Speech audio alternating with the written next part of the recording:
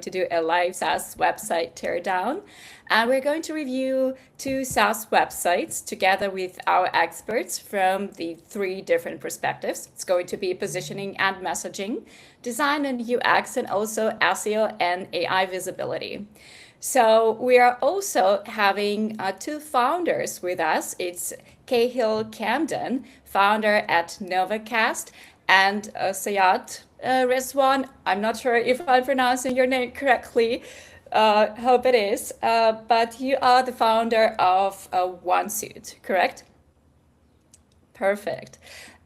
Great. So let's meet our experts. And we have the first expert, Rob Kaminsky, founder at Fletch, positioning and messaging for B2B startups. Rob, can you please give us a word, know a little bit about your background?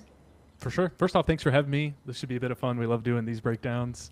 A little background on our business. We're a product marketing consultancy that focuses exclusively on strategic positioning of B2B technology companies. We run a really kind of fast-paced 2-week sprint to help these companies figure out their positioning and how they explain themselves. And we've coming up on close to 600 startups have gone through our process so far. So excited to share some of the themes, patterns, and insights related to the sites we're going to be getting into today. Wow, sounds super excited. Another expert here with us is Carlos Ignacio Sanabria. Is that correct, Carlos? That is Uh, correct. That is correct, okay, Olga. welcome. Thank you, thank you. Yeah, just to give you a little bit of background, I am the partnerships manager here at Designly.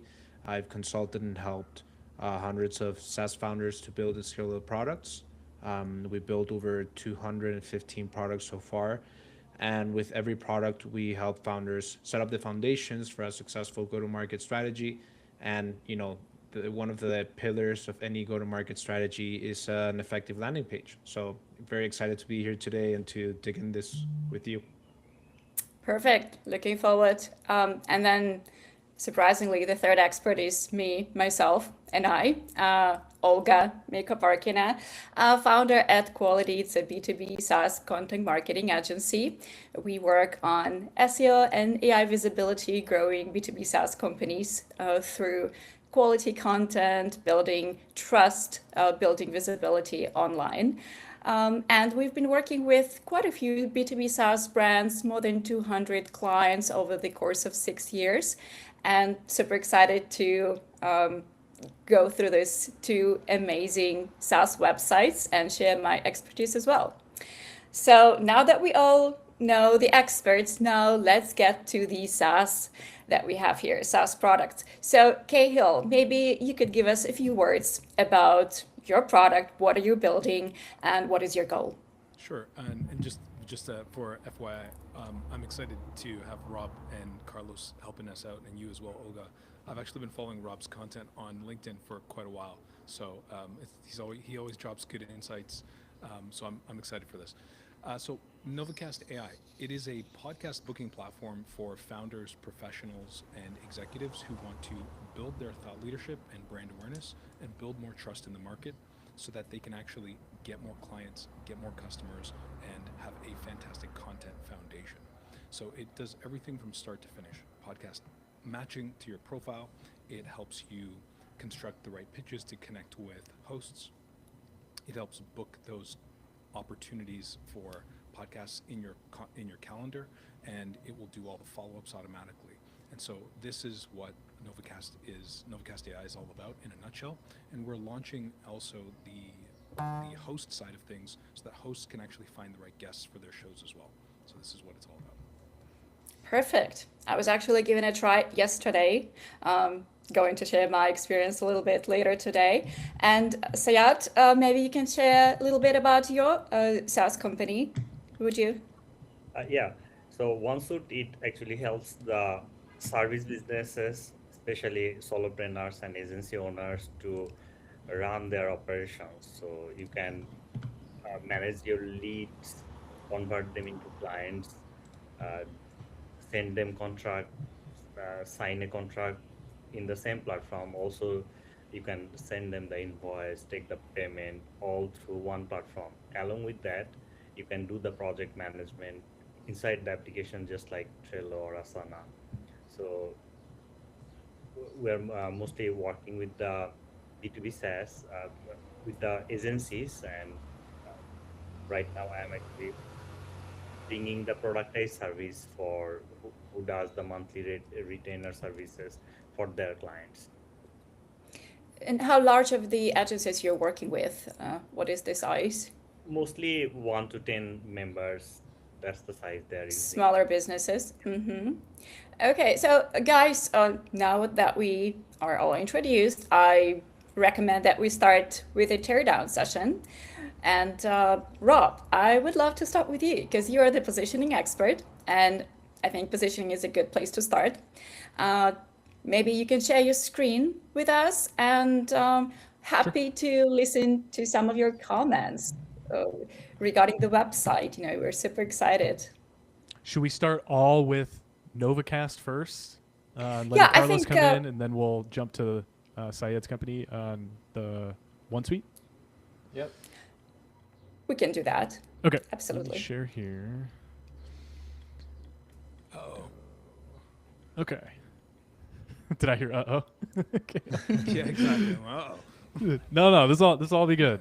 And there's a lot of good in both No, of I'm these. just joking. It's gonna be great insight and information regardless, and I'm sure other people are gonna learn a ton from this as well. So yeah, I'm excited. Go for it. And this will be a Don't good hold combo. back. Don't I hold w- back. For sure. This will be a good combo between Carlos and I because most of my feedback is going to come through more the strategy lens of my interpretation of how you're thinking about go to market, who you're going after, how you're comparing yourself and who you're competing with, and some of the challenges that might stem out. And then we'll kind of talk a little bit about how that walks into the actual messaging and copy.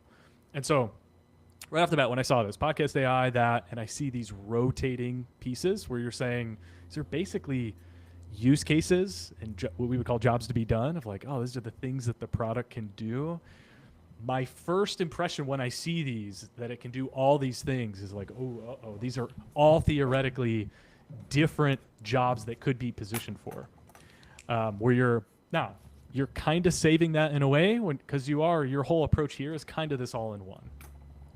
The open question I had related to your audience is, do they know what podcast AI is as a solution or as a category type? My bet would be probably not.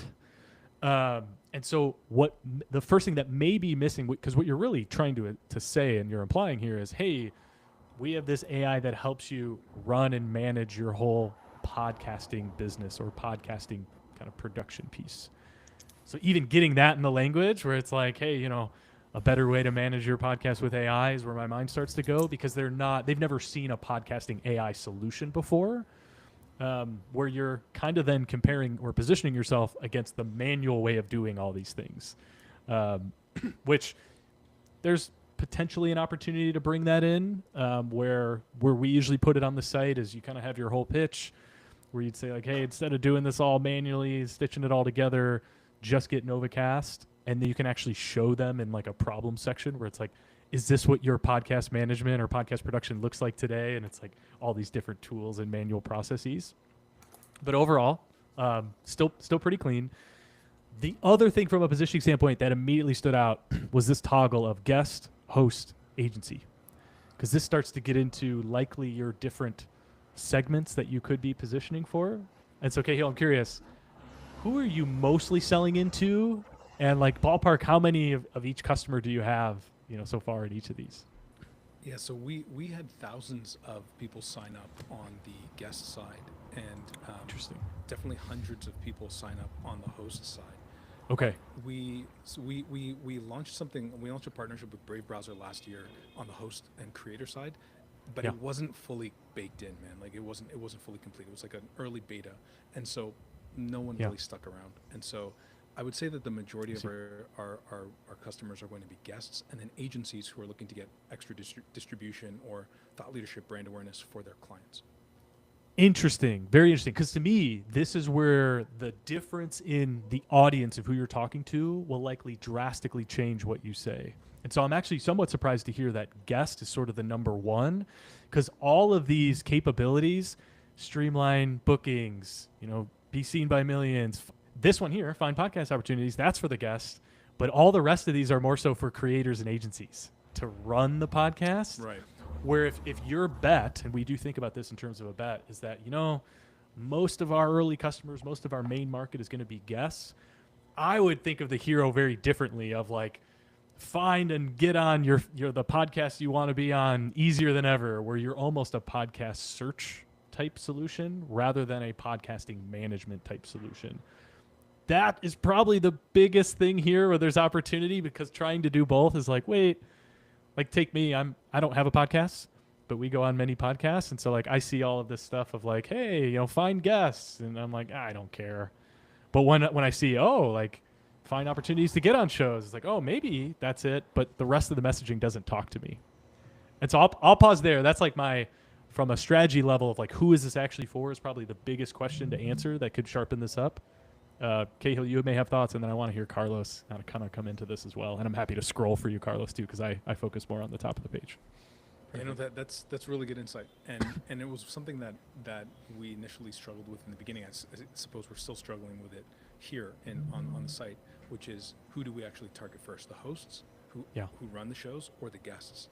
And we actually built everything to, we started both, and I was like, we can't tackle both, you know, bootstrapped company. But we decided to focus on the guest side of things. So it does do what you're saying. It's like an automated bookings AI that will actually find the right shows for you, help you get onto those shows, help you coordinate the bookings as a guest, and really get you onto the shows that will move the needle for your business. It's not a host management tool that manages all your internal bookings and podcast production and all that stuff. We don't touch that yet. Gotcha. Okay, then it's interesting. It's like, sounds like you know, where for now what I would do is I would move guest front and center, make the whole homepage around guest focus, you know, book your next podcast with ease, like, you know, whatever, you know, you'll have to figure out how to frame that. And then I would put the podcast management stuff probably in another tab. And then you have the choice of, are we actually going to run marketing to try and get people to that other page, or is that just on the back burner for now? Cool. Yeah, that's valuable. Thank you. Of course. Perfect. Yeah, I think Carlos, those are- yeah, that would be okay if you can join. Yeah, excellent. I think those insights, Rob, are very good. I agree with most of the things that you suggested. I do have a couple questions for Cahill. Cahill, what is your main, or what is the segment that is giving you the most revenue right now? We know that from Rob mentioned that right now you're seeing a lot of guests and hosts, right, as traffic, but are these the ones that are generating the most revenue? Yeah, great question. So we get a lot of interest. It's funny that you ask. We get a lot of interest from hosts. They're like, "Oh, this is great. Can I search for guests and automate my entire guest outreach?" And we're like, "Yeah, not yet." Like, we have that in the back burner. That's what I was saying with Rob, but that's not the focus. Primarily, it's just not our focus right now. So we get a lot of interest there. But then on the guest side, those are who's bringing our revenue. And if I were to break down guests, it's usually technology founders and CEOs. It's usually people who have some type of launch coming up. Technology founders and CEOs. Authors are really a great one who have been bringing us revenue, where they're like, hey, I've got a book coming out and I need to be in the spotlight to get things moving. Or tech founders like, hey, we've got a launch coming up, or we're doing a raise and we actually need to get some publicity. And we don't want to pay a PR firm 10 grand a month or 8 grand a month. Like, we want to just get on podcasts. That's where our audience is. So that's. I hope that answers the question. Yeah, and the plan that they're on usually, or what plan from the pricing page, which one do they usually choose? They usually choose the pro plan. But here's the thing: I've been selling most of the customers who want to buy. They go through a sales process right now. That's not what I would ideally like, but that's what has happened, and I've done that on purpose so that I can get more insights about our customers. And so everyone wants to try it out in a certain way. So that's why we have the $1 7-day trial, and you can get booked on a podcast in that time. But then people typically will move to the pro account, because that's where it has all the automations and the AI agents, like agentic services. And what would you say is the number one value give that you have for the guests once they hop on into that sales call, and what is the one value add that you give them? On the sales call specifically? Yeah, on the first communication that you have with them, what is the first value add that you give them? The biggest thing would be positioning.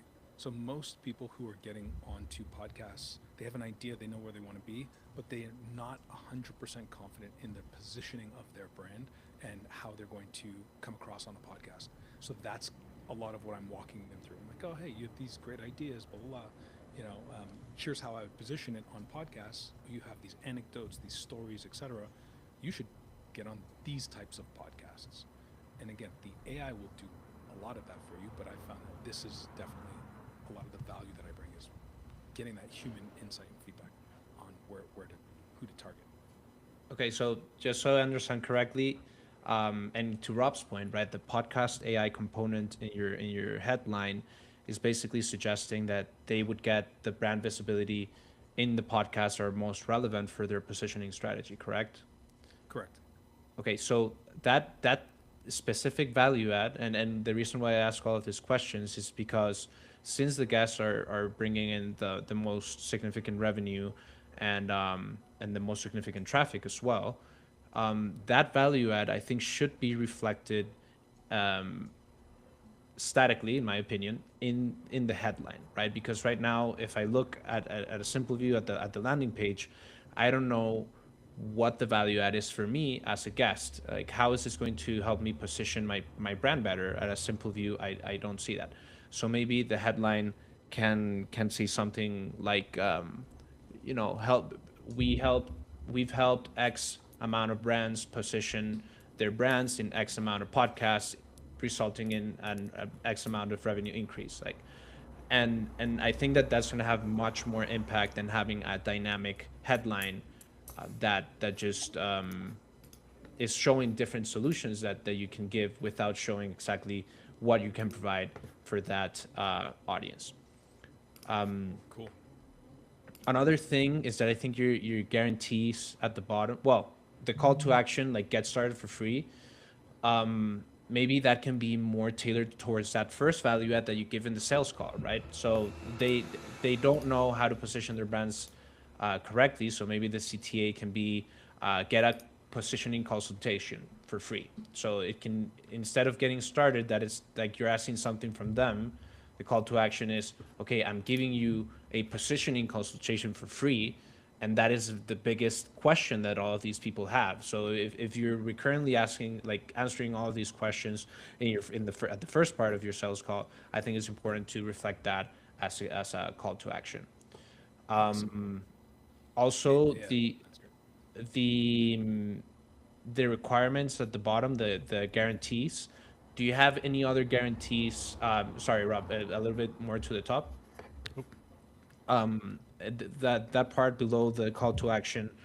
Do you have any other guarantees aside, like no credit card required? I think is very doesn't necessarily provide a guarantee. But do you have anything like, I don't know, the 7-day trial? I think that is an amazing value add. Like, why am I not seeing that below your CTA? It's like, okay, 7-day trial, no credit card required. Like, make that CTA action very low risk to increase conversions right below the CTA. I think that can help a lot. And then well, I have a couple more questions, and this applies to Syed as well, which is, are you A/B testing at all? Like, are you testing Not yet. different? Okay, that is crucial. We want to get into that. We haven't done that yet. Okay, I don't want to be cliche, right? But I think that Alex Ramosi has very good strategies in terms of landing pages, and we've stolen a couple of the ones that he suggested. I deeply suggest trying experiments at least once a week, right? For example, changing the CTA, so like book a consultation, a positioning consultation versus get started free, and then seeing how that change basically impacts your conversion rate. You measure for that one thing. So install, I don't know, PostHog, Hotjar, whatever analytics platform is out there. But A/B testing is essential to know what actually works. Then the guarantees, test the guarantees, see what people, or like reducing the risk, test different headlines, test dynamic versus static, like if you just roll with it blindly, it's going to be very difficult for you to actually hone in on what works and what doesn't. So aside from getting all of these tips, right, which we do have limited time, I guess the most important thing that you should take away from the call is install analytics and all of the things that either Rob or I recommend. Make that or frame those as hypotheses, and then test using Hotjar, PostHog, or any analytics platform that you're implementing on your site. Cool. Yeah. Awesome. Then the last part in the social proof, I think that you have some reviews in the bottom. Rob, could you please scroll a little bit down? See, I think in exactly. Yeah. So this, I think there's a couple in here. I'm trying to. Is there another section a little more towards the top? There was I think a testimonial section here. What people There we go. say.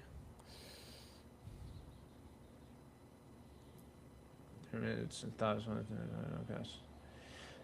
Maybe tying the testimonials to the outcome that we established at the beginning. You know, like getting their brands well positioned, like getting a clear positioning of their brand, and having some, revenue increase or some, oh, there we go, massive ROI. Like having those very tangible social proof be very visible as soon as they, that the next thing after the hero section should be very useful as well, or a normal, best practice that we're seeing across different landing pages. Cahill, who do you think this is kind of a weird question. Who do you think the most famous person trying to get on podcasts is in your clientele? And maybe you don't know, and that's okay. But Yeah, like my mind goes, yeah, go ahead. No, go ahead. Sorry. My mind goes to like, it reminds me a little bit of, there's a company called like Taplio that did this for a while. Yep. Where they, one of the first, we'll say, gets of their platform. So they're all about like creating content on LinkedIn. Oh, they kind of changed it. Oh, but here he is. Justin Welsh is kind of a well-known influencer out there. And so for him, they used to have him in the hero of like, I need to use this to create my content. And so like what Carlos is also pushing for these testimonials, it could be like, well, wait, who are other really credible people that are like, I use this to book 50 podcasts. And so I start to think about mining for the best customers. And you even have some of this language like stealing from their audience, Roxana, Cody Sanchez, all these folks here. Could be something to think about to get even above the fold and get them.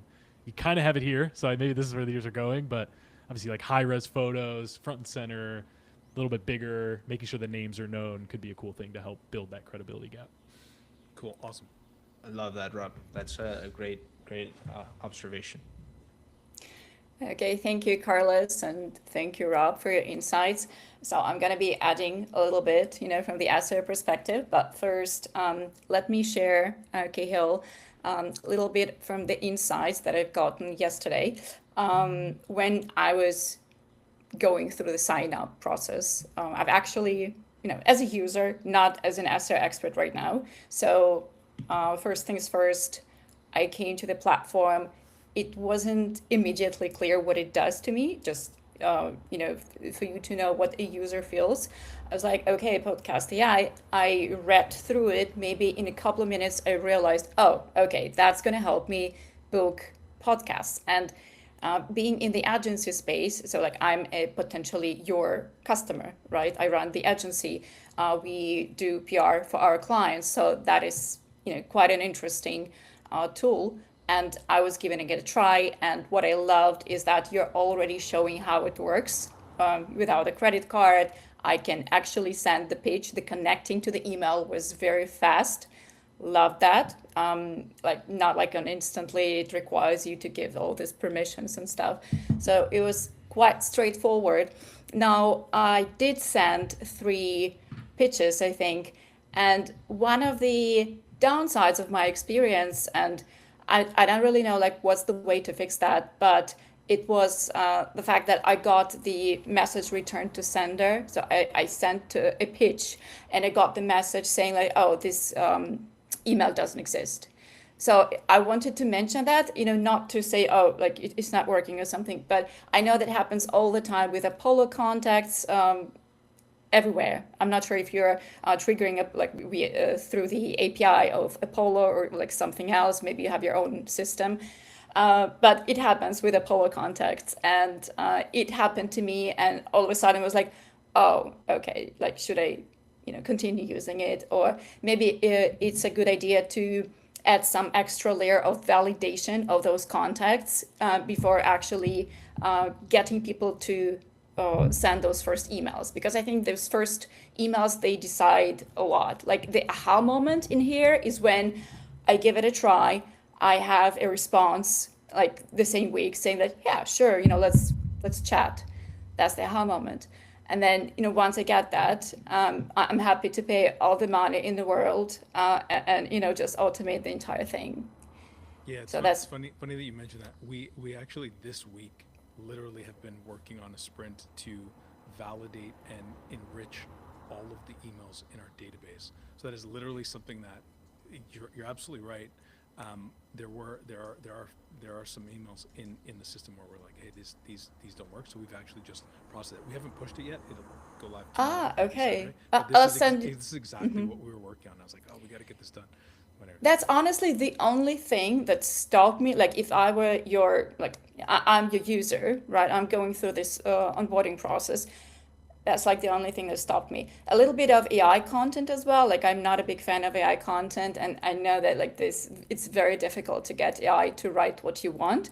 But it's not really, an issue for me. I like just going to ChatGPT saying like rewrite it in my language, add my words. I have a prompt for my language, it returns it back. I send it. I just paste it to that field, and it says like it's not really a big deal. Like I think the biggest issue is that when the email is not working, like, and I've done all the job in advance. Like I've been preparing this message, I've been like doing all this homework basically, and then I'm sending it, and then it goes back. So that's a disappointment. But I'm pretty sure you guys will. This new update's gonna fix that, and it's gonna be all solved. One of the questions regarding now SEO perspective is like how do you guys get your clients right now? So right now it's through referrals and connections. We are in the process of publishing a rather large number of public profiles, so that will help drive some SEO value. That's really it, and we'll turn on ads later on this week / early next week. What are your plans with SEO, like going forward? Like, do you have long going plans? Yeah, so kind of, I guess, highlights on the roadmap. We're building out a database of speakers who've been on podcasts, and so we're part of one of Google's startup programs. They've been consulting us on how to actually structure that correctly so that we can actually index a large amount of public profiles. But that's what we're doing for an SEO perspective. That's kind of our main push. And then I know we don't have any articles right now on comparisons like Novacast versus fill in the blank. Yeah. We just didn't do that, not Yeah. yet. But I know Yeah, that I that's was something I was should about do. to ask. I was about to ask, like, yeah, because I mean, it seems like a no-brainer. Everybody's doing it. So you also mentioned that guests versus agencies. I was a bit surprised to hear that. Again, guests are the biggest audience. Like, I would assume the agencies would be the big clients, right? Because like the PR agencies and stuff. Why do you think this is? Or like maybe you haven't been pushing into Yeah, the we haven't been agency pushing into the market. agency market. That's right. And so it's more the connections and the referrals that I've been getting. It's individuals, solo founders, executives who are like, hey, I'm launching a book. I've just written a manuscript.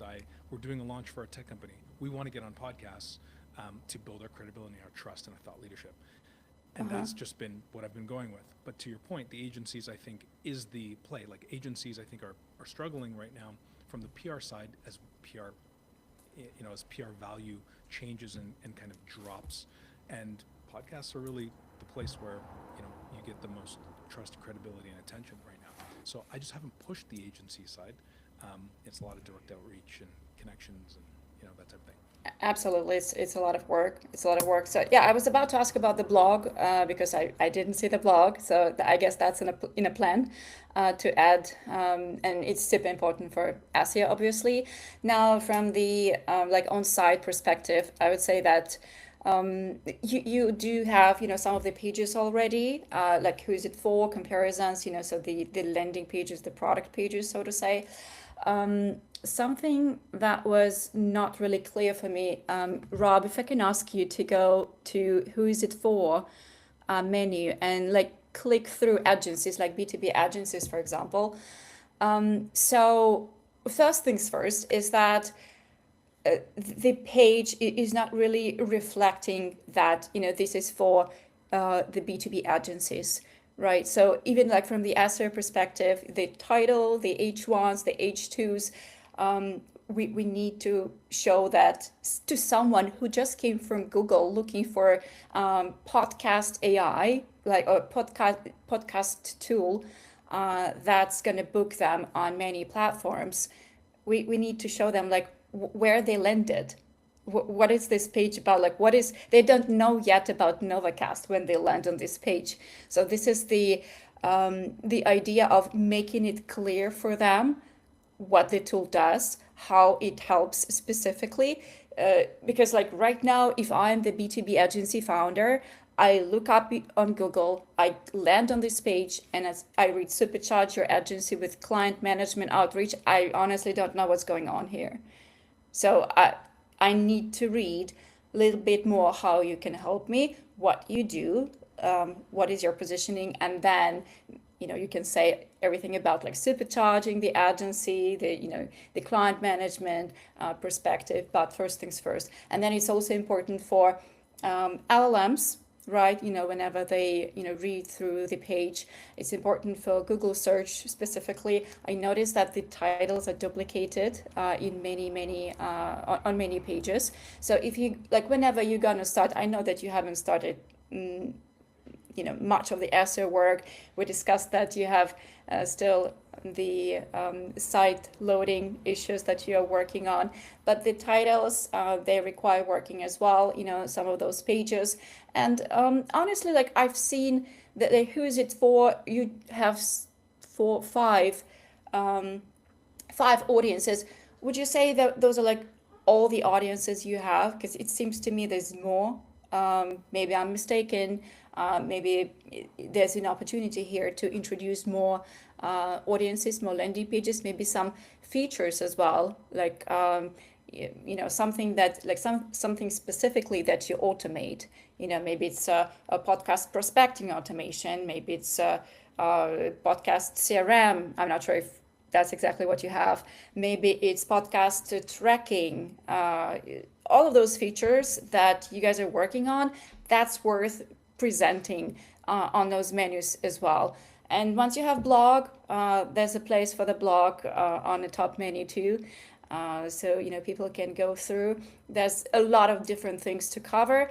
And one of the things is, in regarding the strategy, I'm thinking that it could be great to have, something along the lines of like top 10 podcasts for like marketing growth hackers, top 10 podcasts for coaches, top 10 exactly, going after the audience basically with this kind of pages. So you need to target each of those segments, create the page specifically, and then collect the traffic from Google and LLMs, because people often ask that, like, what are the podcasts that I can get featured on? Here you go. Here's your list. Go get featured. Right. That's super helpful. Thank you. Yeah. Perfect. Good. So now we've had all the three experts sharing their insights. And Cahill, if you have any questions to either of us, we'd love to hear from you. I mean, it seems like I got a lot of work to do. It's basically it. But this is really, really fantastic. I suppose one of my main questions is on the homepage. If we can just go back to the Yep. main page. I was always debating on whether we should actually include guests, hosts, and agencies, and then these sub tabs for the different feature sets. Yeah, and I was like, I don't know if we should do it or we shouldn't, and so I'm wondering like what is everyone's perspective here? Should I include those? Should I not? I know we already talked about removing the hosts and just focusing on guests and maybe agencies and for now. But what is the feedback? I can jump in here first. I think by removing hosts and agencies, I think it kind of has the answer baked in. Like the way I'm sort of looking at your product is you're almost a two-sided marketplace of sorts. And whenever you think about messaging and positioning for two-sided marketplaces, you have to realize that the only people that really care about both sides are you and your investors. Everyone else is just going to want to know like what's in it for them. To where like if you think about a two-sided marketplace, like take Uber, they very separately talk to potential riders. Where like that page is like, hey, better way to get around town. Here, press a button, get a car. They're not going to talk about side gig revenue stuff simultaneously. Of like, look at how this model works. Because they're just not going to care. So my vote, if you will, would be separate them completely, and even better, just prioritize one until it really works before you layer on the other one. But Olga, Carlos, you guys might have a thought on that. Cool, thank you. Yeah, I think Cahill, that as I mentioned before, that is a hypothesis, right? Put testing in place, try the two versions, implement the optimization strategy for guests, and kind of do the separate approach that Rob suggested, and leave this one and see which one has greater conversions, and exclusively test like for that change, right? Without modifying like the whole page at once, but implement analytics and A/B test the both strategies. I think that's the best way to do it. From my perspective, definitely, keep the guests. Otherwise, it's just creating, too many choices, and you are targeting guests at this point. But I have something to add, about those AI agent, AI matching, AI search, all of those that you can click through. I'm just trying to understand what happens. I guess it's the video, like the animation pops up when you click through that. And well, those look like the features that we've been discussing, right? So you could have that as a separate page. Honestly, like that would be my best solution, because you need to have a dedicated page for that, because that's how search engines, that's how LLMs are going to find you. They're not going to go and click through and see like what happens when they click through. You need to have a corresponding page for everything you want to rank for. Otherwise, like you're never going to rank for all of those keywords. Like if you want to rank your homepage for AI agent, AI matching, podcast, AI search podcast, AI pitch podcast, it's not going to happen. It has to be separate pages. Got it. Okay. Yeah, that's very helpful. Thank you. Okay, Cahill, if you have any more questions, welcome. If No, not, I mean, we could go for like hours, but I know everyone's got Yeah. time and we got to get to somebody else's. So this has been super helpful. Yeah. I really do appreciate all the insights and the knowledge. And yeah, I'm gonna make a lot of changes over the next week or two. Perfect. We're so happy it was helpful. Okay, so thank you, Rob and Carlos. And now moving on to OneSuite. Okay, if we can do the same format, Rob, if you can open the OneSuite. Oh, you did. Thank you. Ready to go. Maybe we let Carlos go first on this one, so I don't steal any of his good initial ideas. No problem, Rob. I think that you're both Olga, Rob. I think your insights are incredible. First thing that jumped to my attention in this landing page is the formatting, right? I think in the hero section, that image to the right and the bottom is very small. Like that video, I think that if it does provide value, it should be positioned in a better format. Same thing as the G2 rating. I think that it's positioned in a way where it doesn't have like all the visibility of the things that are important are as well positioned in the hero section. And we know that like I think it's 80% of conversions come from like a skim in the hero section, right? So I think that you have a lot of work to do in this specific part. Same thing for the CTA. I think that it can be positioned better, bigger as well. kind of like this, also the same advice I gave to Cahill, the guarantees, like if you do have any low friction actions that basically encourage the prospect to click on the CTA, I would include those below the button as well. Like if you have, I don't know, a free trial, or if you have like a money back guaranteed or something like that, that should also be included below the CTA. I don't think that the header is outcome oriented. I always, I think that people convert more on outcomes rather than feature and explanations. So I think the header could be more tailored towards that. Um, Let me ask you this: what is your number one segment, or the ICP where you've seen the most conversions? Uh, Creative agencies and marketing consultant mostly. Could you repeat the first one, please? Creative agency and marketing agencies mostly. Okay, and what specifically benefits, or what's the benefit of these agencies implementing OneSuite into their system? Are you like, what are some of the results that you've seen uh, in the clients that you have? So they can onboard the client faster. They don't have now they have a disconnected system. With OneSuite, they have one system where all for every client, this is the one source of truth for their client.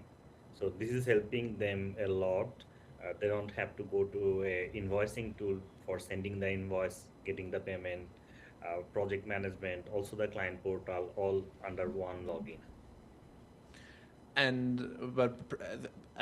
understand the, let's say, like the functionality of putting all of these, billing and messaging and all of these functionalities in one platform, but what has that unlocked for your ICP? So like what They are has saving time while managing their remote team. Mostly the agencies work with us. They are mostly solopreneurs, but they have their team members who are working for them project basis or on different kind of things. So they can do the remote project management very easily here. and have you monetized that time saving, uh that time saving that you've accomplished? Say, like, So does that translate the time saved to dollars saved? if they say, for example, if they save around 40 hours per month by using this tool, is like around 2000 USD per month saving they have. Yeah. Great. So if I were an agency and I saw, all of these tools and say, okay, white label client portal, branded contact and invoice, manage clients projects and billing in one portal, like, I know all the things that it can do, but if you were to say, save 40 hours a month or $2,000 a month by centralizing your agency's operations, I think that would be more impactful than explaining functionality in the header. Yeah, Um, I will do the A/B testing you mentioned earlier with Kahil's product. So I took the note for that. and you have analytics in the landing page. Another, Analytics. Did you install, like, do you have Hotjar? Any we have analytics? Clarity. Excellent. Okay, and you're able to run tests and see what works, what doesn't. Okay, excellent. So I think that in that sense, like, there's a lot of things you can test in the hero section. I actually liked a lot the part below where you kind of like go through the different tools within the application. I think that's very illustrative. Like, it led me to see the product clearly. But I don't see evidence until, very low, and I don't think it has the highlight that it should. I think it's lower in the page. Um, I think that I mean, I have more comments, but I don't want to take we don't have as much time. I know I have Olga, Rob. I would also love to hear your comments, but from my side, I would say also that in the bottom, more down.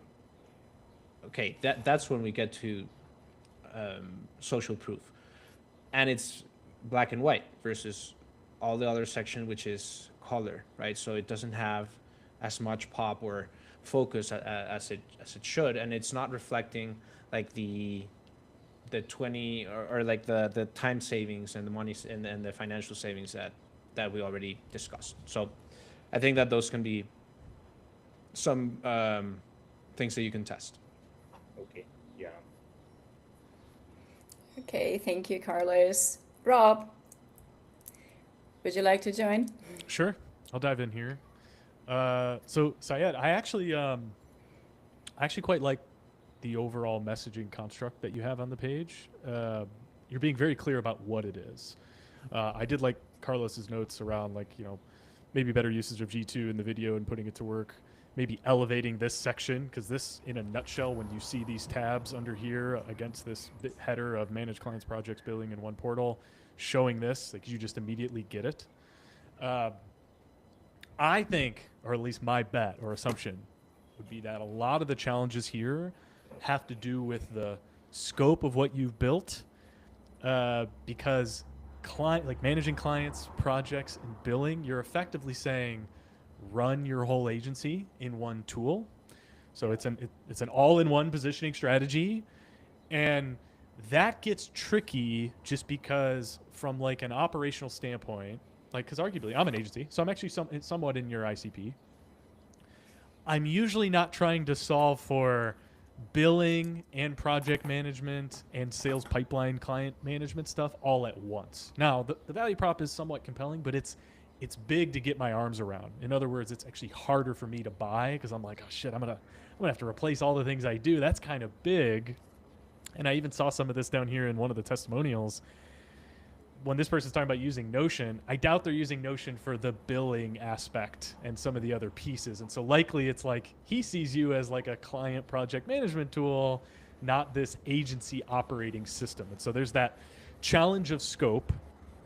Where this strategy, this all-in-one, really works is when you can bring in a vertical element. And so you made the comment, hey, majority of our clients are creative and marketing agencies. This immediately, from a strategy perspective, gets a lot stronger if it's like, hey, we are the go-to all-in-one tool for marketing agencies to run their whole business. Suddenly now you're not all agencies, all things, but I start to think of you more as a strategic partner of, hey, Syed must really understand the creative agency business, not just all agencies. Because an accounting firm is going to run very differently than a branding agency is going to run very different than like my positioning consultancy. And so that comes into play versus then even narrowing focus here. And those are obviously bigger decisions. And, you know, one of the things we've also seen, just to put like the seed of the idea in your head, is while your whole platform can do all of these things, where do these agencies usually start? Because there's a world where you just position the, hey, we're the, even I saw it here, that's what I actually thought it was going to be. I see client portal. There's a world where you actually just position more on the client portal project management side, where it's like, hey, we're going to change the way the experience works. Oh, and since you're using us for that, why don't you tack on billing? Why don't you tack on pipeline management, where you're not trying to sell the whole thing to me? So that would be my 2 cents, more from a strategy perspective. I actually quite like the clarity of all the pieces. You're saying exactly what it does. You know, get paid without chasing clients, give clients a place to check in. Like, this makes the all-in-one to me very clear. I think the challenges of the outcomes is it's just going to be different depending on what type of business and who they are. And I know that's what Carlos was pushing on. So we have to actually narrow down the ICP and focus here. I think so. Like, another way to look at it is like when I look at your solution and use case map, my mind sees market fragmentation. So I see like, well, these are all different segments that could theoretically, you could go put time, money, and energy into marketing. And then I'm like, ooh, like how big's the marketing team? How big is the marketing team, Syed? So we have around 8 people working on the content, Reddit marketing, social media. Okay, that's pretty big. You know, that gives you some flexibility. the trade-off you're sort of making is, do I spread my 8 people over effectively 9 types of businesses at a hedge, or do I put them all into one? And then the second question is, do I also spread them? Are they creating content around this all-in-one operating, which also then means they might have to go create content for all these individual functions, jobs to be done, and use cases. And so you probably have a bit of a volume challenge with marketing because of all this fragmentation, where I think about how much more powerful it gets if you're like, you know what, we're only going to say, marketing agencies or SEO agencies and delete the rest for now. Your targeting will get sharper. All the language will get sharper. You could start aiming some of the modules and features to marketing specific agencies and what they deal with. But that's the trade-off. Okay, Olga, what do you got? Yeah, thanks, Rob. I actually agree with you. I think there's a little bit of a focus issue because, Sayat, you've tried to capture everything. You have, like, how many language versions of the website do you have? 18. 18, right? Do you serve all of those 18 markets? Like, is your tool already adjusted? We Is it started, localized? yeah, Uh-huh. around 8 to 10 is localized already if you actually sign up, and you can use this app in 8 to 10 languages maybe. We're also updating a lot. So we have Mm-hmm. a offshore software development team here. So we work with mostly North American companies. So we have a really big team here, and I'm utilizing many of the resources who are idle on the bench. So now I am working on the productized service, and as Rob mentioned, I'm mostly focusing on the client portal side. So at some point, maybe in next quarter, I don't want to focus on anything except the productized service and the client portal. So Yeah. that's my That's thinking. good. So I'm trying to bring the messages between agency owner and the clients. I'm trying to bring the files and folder system. I'm trying to bring in the Calendly and other calendar integration so that in the client portal they can have all these.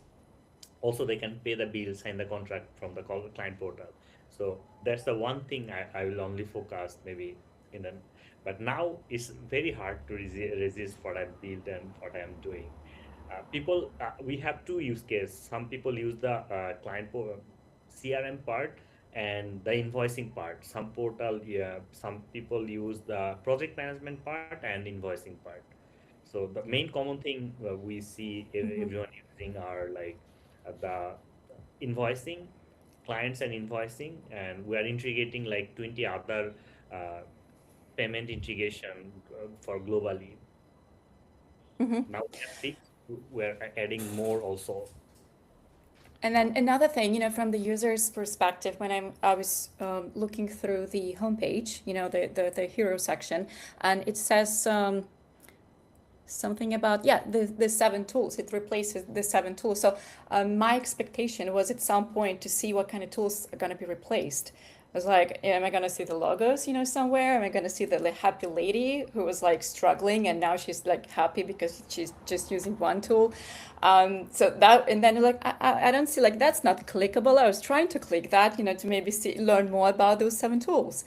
So, just a little comment on this. But then I can see that you have quite a powerful SEO team. That's for sure. I've seen your blog. You have covered what I think is like every possible high intent keyword out there, all of the alternatives, all of the listicles for the tools, all of the, I don't know, versus keywords. It seems like you've covered it all. I've seen that you're already getting organic traffic. Um, if I were you, I would probably double down on the template kind of pages because that is like we've worked with PandaDoc and other well tools in a similar segment. That's the bread and butter for those kind of tools. Definitely, try to make them landing pages, not the blog posts, because I've seen that you have, for now, they are the blog posts, and they're also in a category that is not possible to find. Like there is no template section right now. There's no template menu. I couldn't find it.